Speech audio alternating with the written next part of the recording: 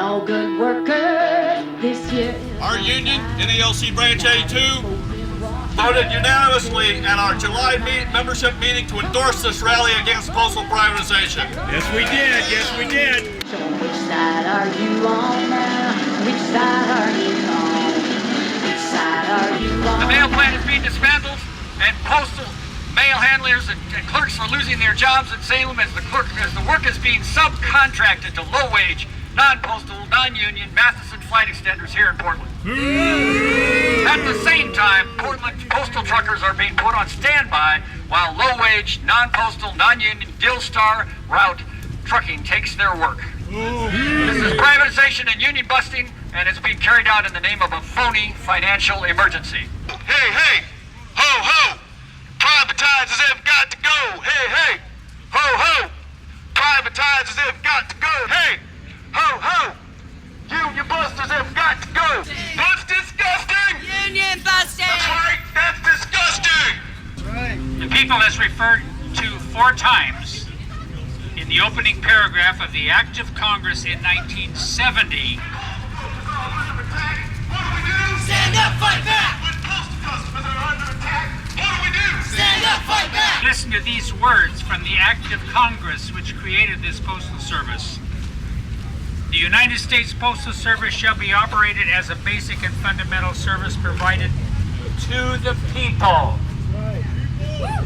by the government of the United States, authorized by the Constitution, created by Act of Congress, and supported by the people. The Postal Service shall have as its basic obligation to provide postal services to bind the nation together through the personal, educational, literary, and business correspondence of the people. That was then. This is now. And what's happening now? 43 years later, we are engaged in a desperate struggle to save the People's Postal Service. We will have to say no with our bodies, with strikes and sit-ins and sit-downs.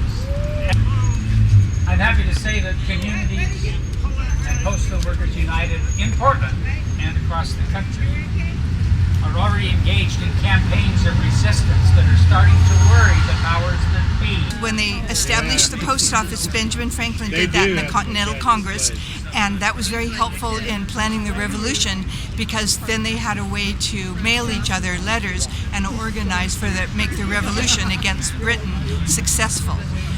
Now they're trying to close it, and it's in the Constitution, and I think that they all say they're for the Constitution and the Founding Fathers. Well, then they shouldn't be doing this, closing the post office. They're actually going to close it or privatize it? Privatize it, which is, to me, closing it wouldn't be the U.S. Post Office if it's private, right? It's time for more people to step up. Are you one of those people that is ready to step up and do the hard work? And all good workers, this year is our time. Now there's folks in Washington that care what's on our mind. So which side are you on now? Which side are you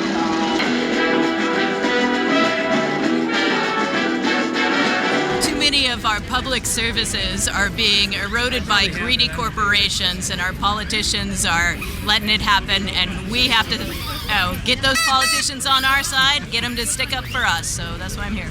You know, last year the Postal Service put the plan in to privatize all the postal trucking in California. The APW got involved and stopped that. The Postal Service's response was, we're going to privatize all the truck driving across the country. They have notified the APW that that's their intent. They're looking at all the truck drivers across the country and intent on privatizing that. That's what they're doing. They're taking good working wage jobs away from us and giving it to underpaid Matheson employees who have no benefits. They have no union to protect them.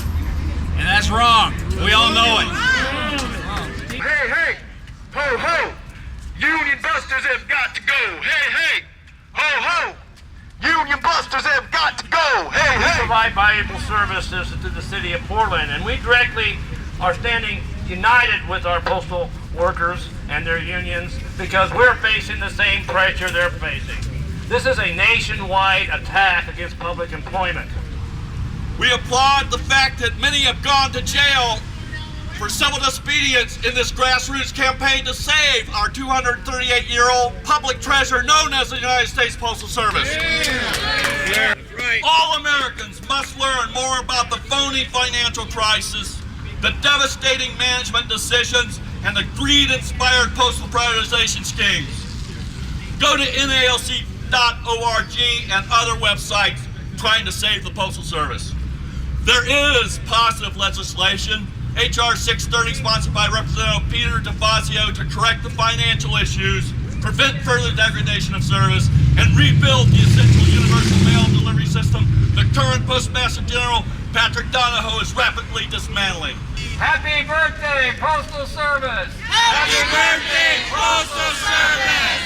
All right. Informed and united, we can reverse the privatization of our universal public postal service and celebrate many more birthdays on July 26th. Long live the United States Postal Service, and like the stamps say, forever. Thank you. Our first Postmaster General, the revolutionary Benjamin Franklin. We American revolutionaries in the Continental Congress established the Postal Service as a revolutionary network of post riders and post roads. I ordered surveys and created post routes from Maine to Florida. I even established overnight delivery between New York and Philadelphia, two hotbeds of revolutionary organizing. A full year before the Declaration of Independence, our post riders were binding the 13 colonies together, building the committees of correspondence, distributing revolutionary pamphlets, and building newspapers inciting resistance to tyranny and oppression. The juggernaut of greed, the privatizers, the union busters, the free traders, the Alex and their cohorts in Congress will not give an inch until we the people stand up and fight back. It's time to take it up a notch, folks. Communities and postal workers united will continue to make life miserable for the job-stealing union busters. We'll continue to confront the merchants of a false austerity that would give away our American heritage. Join us. Take action. Make some noise. Stand up, fight back.